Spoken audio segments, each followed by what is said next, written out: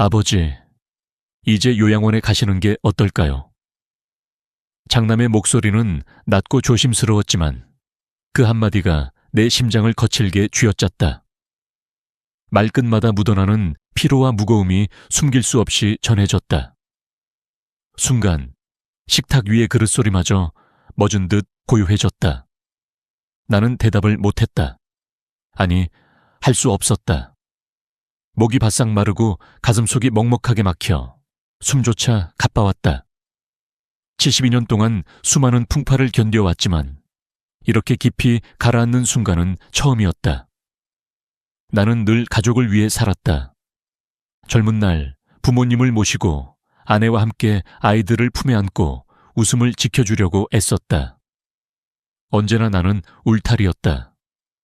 넘어질까봐, 다칠까봐 가족이 의지할 수 있는 든든한 기둥이 되고 싶었다. 그런데 이제 나는 그들의 울타리가 아니라 기댈 수 없는 짐이 되어버린 걸까? 머릿속에 요양원이라는 단어가 번개처럼 스쳤다. 내겐 그곳이 마치 삶의 종착역 같았다. 정해진 시간에 일어나고, 정해진 시간에 먹고, 정해진 시간에 자야 하는 곳. 문틈 사이로 빛조차 조절할 수 없는 생활. 내가 원할 때 나갈 수도, 내가 원하는 만큼 웃을 수도 없는 하루. 내 이름 대신 방번호로 불리는 삶. 그날 밤 잠이 오지 않았다. 시계 초침이 또각또각 귓가에 파고들었다. 눈을 감으면 자꾸만 떠오르는 건 젊은 시절 아버지의 굵은 손마디와 어머니의 굽은 허리였다. 그들은 한 번도 나를 버리려 하지 않았다. 그런데 나는 그 아들로서 이 나이에 떠나라는 말을 듣고 있었다. 혹시 내가 너무 오래 이 자리를 차지하고 있었던 걸까? 자녀들은 바쁘다. 그들의 삶도 무겁다. 머리로는 이해가 된다. 하지만 마음은 거부했다. 사랑하는 가족 곁에서 나이 들기를 꿈꿨는데 그 꿈이 조용히 무너지는 소리를 나는 분명히 들었다. 창밖은 새벽의 정막에 잠겨 있었다. 불 꺼진 아파트 창문들이 줄지어 서 있었다. 저 창 너머에도 나처럼 이 밤을 견디는 노인이 있겠지. 간병인을 쓸까? 요양원에 갈까? 혼자 남을까? 왜 우리의 노년은 이렇게 선택지가 좁고 차가울까? 아침이 오면 뭐라고 할까? 그래, 가겠다 라고 순순히 말할까? 아니면 조금만 더 기다려달라고 붙잡을까? 하지만 미루면 미룰수록 그들의 어깨는 더 무거워진다. 나는 알고 있었다. 결국 떠나야 한다는 것을. 문제는 내가 떠날 곳이 살만한 곳이냐는 거였다. 그 새벽 나는 결심했다. 남들이 정해준 길 위에만 서 있지 않겠다고. 비록 그 길이 험하고 낯설어도 나답게 살 수 있는 길을 찾겠다고. 그리고 그 길 위에서 내 남은 날들을 스스로의 발로 걸어가겠다고. 그 결심이 나를 어디로 데려갈지 그땐 알지 못했다. 하지만 단 한 가지는 분명했다. 지금 멈추면 내 노년은 마지막을 향해 흘러가기만 할 것이다. 나는 아직 끝내고 싶지 않았다. 아직은 내가 살아야 할 이유가 남아 있었으니까. 나는 장남의 제안을 뒤로하고 잠시 그의 집에 머물렀다. 솔직히 말하면 그때까지만 해도 가족이 함께 사는 것이 가장 좋은 선택이라고 믿었다. 부모를 모시는 건 당연한 일이라 배웠고 나도 그 길을 걸어왔다. 그런데 며칠이 지나지 않아 그 믿음이 산산이 부서지기 시작했다. 저녁 식사 시간, 나는 조용히 밥을 먹고 있었다. 젓가락 끝이 그릇에 부딪히는 소리, 그 소리가 얼마나 컸을까? 며느리가 조심스레 말을 꺼냈다. 아버님, 혹시 방에서 식사하시면 어떨까요? 순간 젓가락이 허공에서 멈췄다. 이유를 묻지 않았다. 그러나 그녀는 곧 덧붙였다. 아버님이 밥 드실 때 젓가락 소리가 좀 커서요. 아이들이 집중을 못한다네요. 그날 이후 나는 혼자 방에서 밥을 먹었다. 식탁에서 내 자리가 사라졌다는 건 단순한 변화가 아니었다. 가족의 일원에서 머물다가는 손님이 되어가는 과정이었다. 밥상은 함께 숨을 쉬는 공간이었는데 그 숨결에서 나는 점점 멀어졌다. 작은 딸의 집도 크게 다르지 않았다. TV에서 뉴스를 보고 있는데 딸이 다가와 리모컨을 건넸다. 아버지, 아이들이 공부해야 하니까 소리를 조금만 줄이세요. 그 후로는 TV를 켜는 것조차 조심스러웠다. 밤이 되면 화장실에 가는 발자국 소리마저 문제가 됐다. 아버지, 밤에는 조심하세요. 발소리가 커서 애들이 깨더라고요. 나는 고개를 끄덕였다. 그리고 밤에는 물을 덜 마셨다.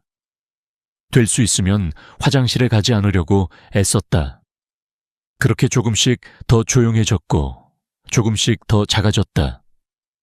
집안의 그림자가 된 듯 나의 존재감은 희미해졌다. 그날 밤 한참을 천장을 바라봤다. 나는 지금 여기에 있어도 되는 걸까라는 생각이 머릿속에서 떠나지 않았다. 부모의 집은 자녀의 집이 될 수 있지만 자녀의 집은 결코 부모의 집이 될 수 없다는 말이 떠올랐다. 나는 더 이상 그 집의 주인이 아니었다. 그저 방 하나를 빌려 사는 세입자처럼 느껴졌다. 결국 나는 다시 내 집으로 돌아왔다. 하지만 그것이 끝이 아니었다. 혼자 사는 집은 조용했지만 그 조용함이 오히려 깊은 고독이 되어 가슴속을 파고들었다. 자녀와 함께 살 수 없다면 다른 방법을 찾아야 했다. 그리고 나는 간병인을 두기로 결심했다. 그 순간 나는 몰랐다. 자녀의 집에서 느낀 불편함이 단지 시작에 불과했다는 것을. 내가 앞으로 맞닥뜨릴 현실은 훨씬 더 복잡하고 훨씬 더 무거울 거라는 사실을. 간병인을 부르기로 한 건 단순했다. 나를 챙겨줄 가족이 없으니 돈을 주고서라도 도움을 받자는 생각이었다. 24시간 상주 간병인, 월 4복 50만 원. 비싸지만 밥을 차려주고 청소를 해주고 병원에도 동행해 준다니 그 정도는 감수할 만했다. 첫날 그녀는 밝은 미소로 말했다. 아버님, 제가 맛있는 거 해드릴게요. 뭐 좋아하세요? 좀 하세요? 그 한마디에 마음이 놓였다. 그래, 이제 좀 편해질 수 있겠구나. 하지만 그 따뜻함은 오래가지 않았다. 며칠이 지나자 그녀의 말투에 미묘한 변화가 스며들었다. 아버님, 다른 집에서는 고기도 자주 해드렸었는데 여긴 반찬이 조금 소박하네요. 식비를 조금 더 주시면 제가 더 잘 챙겨드릴 수 있는데요. 처음엔 대수롭지 않게 넘겼다. 하지만 매 끼니마다 은근한 불만이 섞인 말이 이어졌다. 이렇게 검소하시면 제가 밥하는 보람이 없어요. 맛있는 거 먹으며 일하고 싶잖아요. 그건 단순한 반찬 얘기만이 아니었다. 물을 아껴 쓰자고 하면 설거지를 이렇게 조금만 물로 하면 힘드네요. 다른 집은 보일러도 빵빵하게 틀어주는데 밤에 불을 끄면 아버님, 밤에도 여기만 불 켜 놓으면 안 될까요? 너무 어두워서 불편해요. 마치 내가 평생 지켜온 절약 습관이 그녀에게는 불편한 근무 환경이 되어버린 듯했다. 그제야 깨달았다. 내가 간병인을 필요로 하는 것처럼 그들도 일하기 좋은 환경을 원한다는 것을. 하지만 그들의 기준에 맞추자면 나의 생활 방식은 완전히 바뀌어야 했다. 사부 50만 원이라는 큰 돈을 매달 쓰면서도 나는 여전히 불편하고 외로웠다. 간병인은 언제든 조건이 맞지 않으면 떠날 수 있는 존재였다. 관계는 고용과 해고 사이에 있을 뿐 가족과 같은 정은 없었다. 어느 날 그녀가 짐을 챙기며 말했다. 아버님, 죄송해요. 저랑 잘 안 맞는 것 같아요. 다른 집으로 가야 할 것 같아요. 문이 닫히는 소리가 이상하게 크게 들렸다. 집안의 공기가 한순간에 무겁게 가라앉았다. 그제야 생각했다. 이렇게 돈을 쓰면서도 편안하지 않다면 이게 정말 최선일까? 가족의 곁도 아니고 간병인도 아니고 그렇다면 다음 선택지는 무엇일까? 머릿속에 다시 요양원이라는 단어가 떠올랐다. 그것이 마지막 선택처럼 느껴졌다. 그 순간 나는 알았다. 이제부터는 내가 원하든 원하지 않든 그 문 앞에 서야 할 시간이 가까워지고 있다는 것을. 요양원은 마지막 카드였다. 더 미룰 여지도, 뒤로 물러설 자리도 없다고 스스로를 다그치며 입소 동의서에 사인을 했다. 깨끗한 복도, 반짝이는 바닥, 규격화된 침대와 옷장, 하얀 커튼. 겉으로 보기엔 아무 문제도 없어 보였다. 안전과 돌봄이라는 단어가 벽마다 붙어 있는 것만 같았다. 그러나 문이 닫히는 순간 마음 한구석에서 작은 소리가 났다. 덜컹. 내 삶의 문고리가 한 번에 낡아져 버린 느낌이었다. 첫날 일정표를 받았다. 아침 6시 기상, 9시 조식, 9시 단체 체조, 12시 중식, 15시 휴식, 18시 석식, 21시 소등. 간호사는 미소를 지으며 말했다. 처음이시니까 일정에만 잘 적응하시면 금방 편해지실 거예요. 나는 고개를 끄덕였다.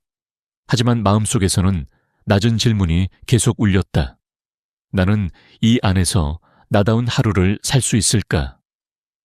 식당으로 가는 길, 이름표 대신 방번호와 호칭으로 불렸다.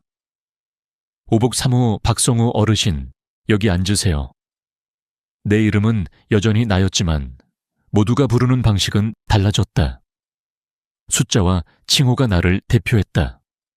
국과 반찬이 담긴 쟁반을 들고 자리에 앉자 맞은편 노인은 알아듣기 힘든 말로 중얼거렸다. 고개를 끄덕이고 미소를 보였지만 그 미소는 금세 식어버렸다. 식판의 무늬가 필요 이상으로 선명하게 보였다. 철제 숟가락 소리가 식당 가득 울렸다. 가족과 먹던 밥상 소리는 따뜻했는데 여기서의 소리는 깨끗하고 차가웠다. 오전 9시가 되자 체조 시간이 시작됐다. 음악이 흐르고 선생님의 구에 맞춰 팔을 들었다 내렸다. 몸을 움직이는 건 나쁘지 않았다. 문제는 몸의 속도가 마음의 속도와 맞지 않는다는 것이었다. 조금 더 천천히 숨을 고르고 싶을 때에도, 조금 더 길게 느리고 싶을 때에도 이미 다음 동작으로 넘어가 있었다. 나는 대열에서 계속 반 박자씩 늦었다.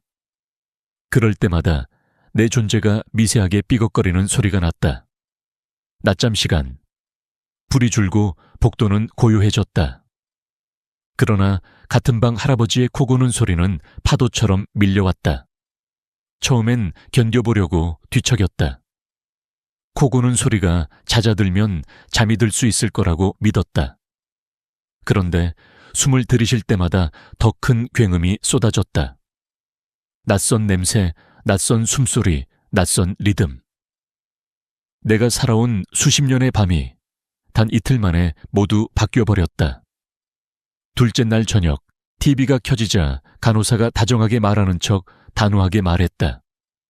박성우 어르신, 지금은 공용 시간입니다. 볼륨을 규정에 맞춰주세요. 나는 리모컨을 내려놓았다. 여기서는 모든 소리가 규정으로 시작해 규정으로 끝났다. 내 감정의 크기도 내 침묵의 길이도 정해진 틀 안에 담겨야 했다. 약을 먹을 시간. 종이컵과 알약이 내 앞에 놓였다. 간호사가 시계를 힐끗 보았다. 어르신, 약이 식기 전에 드셔야 해요. 나는 고개를 끄덕이고 물을 들이켰다. 약의 쓴맛은 금방 사라졌지만 시간에 맞춰 삼켜야 하는 나라는 사실은 목 안깊숙이 남았다. 밤이 되자 복도 끝에서 소리가 났다. 옆방 할머니가 악몽을 꾸는지 신음과 외마디 비명이 번갈아 가며 터졌다. 잠깐이면 괜찮겠지 싶었는데 자정이 지나도 새벽 2시를 넘어도 간헐적으로 이어졌다. 간호사가 달려왔다가 돌아가면 잠깐 고요가 찾아왔지만 다시 낯선 밤의 파도가 요양원 전체를 스쳤다. 나는 눈을 감고 마음속에 문을 하나 만들었다. 문틈으로 바람이 샜다. 여기는 함께 사는 곳인데 왜 더 외로울까? 셋째 날 아침, 거울을 보니 얼굴빛이 노랗게 바랬다. 간호사는 건강 체크표에 숫자를 적고 적응에 시간이 필요하세요 라고 말했다. 나는 숫자를 보지 않았다. 숫자는 내 상태를 설명할지 몰라도 내 마음을 위로하지는 못한다는 걸 첫 이틀 만에 알았다. 세면대에서 물을 틀었다. 차갑지도 뜨겁지도 않은 적정이라는 이름의 온도. 갑자기 손끝에 오래된 기억이 스쳤다. 새벽 어시장에 어머니를 모시고 갔던 젊은 날, 겨울바람을 막아주던 뜨거운 국밥 그릇의 온기. 그 온기는 누군가의 표준 온도가 아니라 나와 어머니에게 꼭 맞는 온도였다. 그 기억이 끓어오르는 순간 나는 알았다. 이곳의 모든 것이 나를 보호해 줄 수는 있어도 나를 살아있게 하지는 못한다는 것을. 저녁 식사 시간, 맞은편 노인이 숟가락을 떨어뜨리자 직원이 재빨리 주워 올렸다. 괜찮습니다니 어르신. 그 친절한 말 사이로 또박또박한 규칙의 발소리가 들리는 듯했다. 나는 식판의 국물에 비친 내 얼굴을 보았다. 어딘가 흐려졌다. 이름 대신 방번호로 불리고, 욕구 대신 시간표로 움직이고, 감정 대신 점검표로 기록되는 하루. 나는 점점 나에서 멀어지고 있었다. 그날 밤 소등 직전 간호사가 말했다. 박성우 어르신, 이제 취침 시간이니까 TV는 끄겠습니다. 화면이 어둠 속으로 빨려 들어갔다. 방 안에 남은 건 화장실의 희미한 불빛과 코 고는 소리, 그리고 아무데도 닿지 못한 내 한숨뿐이었다. 눈을 감았다 뜨는 사이 나는 결심했다. 여기서 도망치듯 나가야겠다. 이 결심은 요양원을 부정하려는 게 아니었다. 누군가에게 요양원은 반드시 필요한 곳일 수 있다. 다만 나에게는, 지금 이 순간의 나에게는 삶의 호흡을 너무 얕게 만드는 곳이었다. 나는 아직 내 속도로 숨쉬고 내 리듬으로 걷고 내 시간으로 웃고 싶었다. 다음 날 아침 퇴소 의사를 전했다. 직원은 놀라지 않았다. 대신 차분하게 절차를 안내했다. 방을 정리하며 침대 모서리를 한번 쓰다듬었다. 사흘 동안 내 몸이 누웠던 자리, 내 마음이 적응하지 못했던 자리. 커튼을 젖히자 늦어름 햇빛이 쏟아졌다. 그 빛 아래서 나는 아주 작게, 그러나 분명하게 중얼거렸다. 나는 나로 살겠다. 문을 나서는 발자국 소리가 복되 길게 울렸다. 숫자로 불리던 시간이 뒤로 물러났다. 바깥 공기가 폐 깊숙이 들어왔다. 아직 갈 곳은 정해지지 않았다. 하지만 나는 알았다. 남들이 깔아둔 길이 아니라 내가 선택한 길을 찾아야 한다는 것을. 안전과 통제 사이가 아니라 자율과 존엄 사이에 서 있어야 한다는 것을. 사흘 만에 나온 요양원의 문 앞에서 나는 하늘을 올려다보았다. 구름은 느리게, 그러나 분명히 흘렀다. 나도 그렇게 흘러가리라. 조금 돌아가도 좋다. 중요한 건 멈추지 않는 것. 나의 남은 날들이 숫자가 아닌 이름으로, 규정이 아닌 순결로 기록되길 바라며 나는 다시 한 걸음을 떼었다. 집으로 돌아온 첫날, 고요함이 나를 감쌌다. 그러나 그 고요함은 편안함이 아니라 묘한 불안이었다. 냉장고의 윙소리, 벽시계의 초침소리, 창밖 바람이 스치는 소리. 모든 소리가 크게 느껴졌다. 그 순간 깨달았다. 혼자 사는 노년의 가장 큰 위험은 사고와 발견의 지연이라는 것을. 만약 내가 넘어져 의식을 잃는다면 누가 나를 발견해 줄까? 자녀들은 바쁘고 이웃과도 왕래가 적은 현실에서 그 답은 공허했다. 그래서 나는 새로운 방법을 찾기로 했다. 병원에서 상담을 받은 끝에 스마트 케어 시스템을 설치하기로 했다. 다음 날 젊은 설치기사가 와서 거실, 화장실, 침실에 센서를 달았다. 움직임이 일정 시간 이상 감지되지 않으면 자동으로 자녀와 이웃에게 알림이 가도록 설정했다. 낙상 감지 센서도 부착했다. 이제 혹시 모를 사고에 대한 대비책이 마련된 셈이다. 아침이 되면 스마트 스피커가 내게 말을 건넸다. 오늘은 흐리고 낮 기온은 24도입니다. 약 드실 시간입니다. 약을 제때 먹는 건 작은 변화였지만 생활 리듬을 지키는데 큰 도움이 됐다. 음성 명령으로 불 꺼줘, TV 켜줘 라고 말하면 즉시 반응이 왔다. 몸을 움직이는 게 점점 힘들어지는 나이에 이 작은 편리함은 큰 차이를 만들었다. 에어컨, 조명, 보일러는 스마트 플러그로 제어했다. 필요할 때만 켜고 꺼서 전기 요금을 절약했다. 예전 같으면 불필요하게 켜져 있던 전등이나 가전이 자동으로 꺼지니 한 달 생활비가 줄어드는 게 눈에 보였다. 전기 절약이 습관이 되자 나는 다시 내가 살아온 방식, 아끼고 절제하는 생활을 지킬 수 있다는 안도감을 느꼈다. 그러나 시간이 지날수록 기술이 줄 수 있는 건 안전과 편리함뿐이라는 걸 깨달았다. 외로움은 여전히 내 곁에 앉아 있었다. 거실 조명이 켜지고 TV 소리가 방을 채워도 대화가 없으면 그 소리들은 금세 공허해졌다. 사람의 목소리, 웃음소리, 눈을 마주치는 순간의 온도. 그런 건 어떤 스마트 기기도 대신할 수 없었다. 저녁 무렵 나는 거울 속 나를 바라봤다. 안전장치로 둘러싸인 집에 있지만 여전히 마음 한쪽은 텅 비어 있었다. 혹시 다른 길이 있는 걸까? 라는 생각이 스쳤다. 가족과 함께 살기엔 현실적인 벽이 있고 간병인은 비용과 관계의 문제를 안고 있으며 요양원은 내 자율성을 앗아갔다. 그렇다면 전혀 새로운 방식은 없을까? 며칠 뒤 우연히 신문 기사에서 실버 코하우징이라는 단어를 보았다. 완전히 함께 살진 않지만 서로의 안전과 생활을 돌봐주는 노인 공동체. 그 문장을 읽는 순간 마음속 어딘가가 번쩍였다.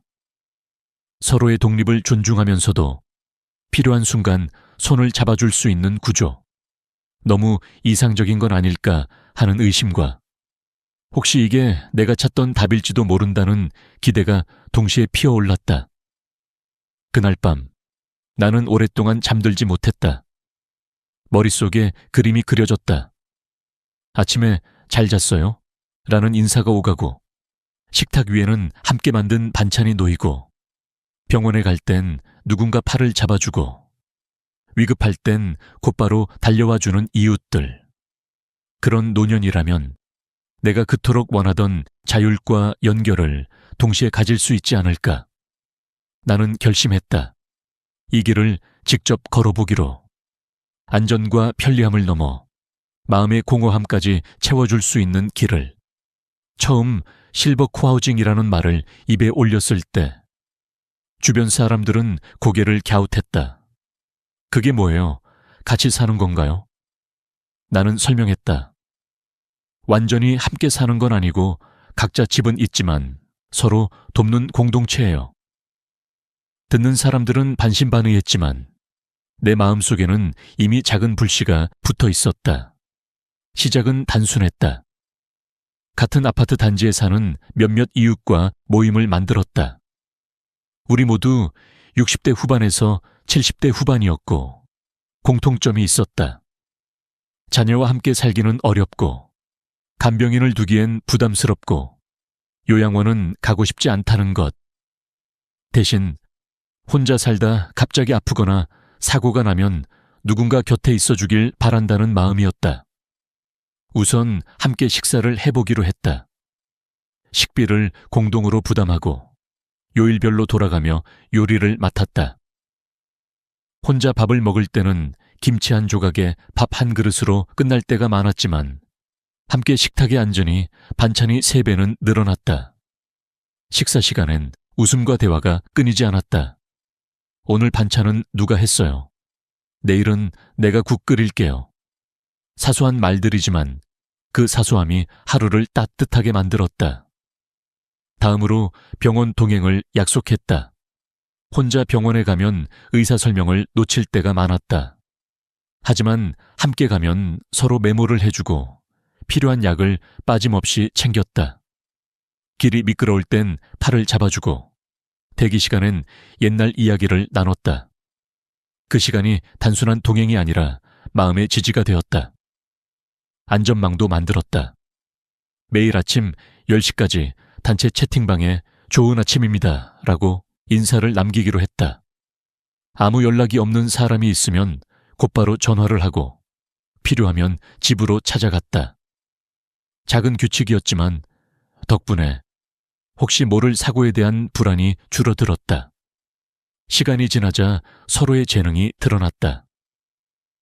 요리를 잘하는 사람은 요리 클래스를 열고 바느질이 능숙한 사람은 에코백 만들기를 가르쳤다.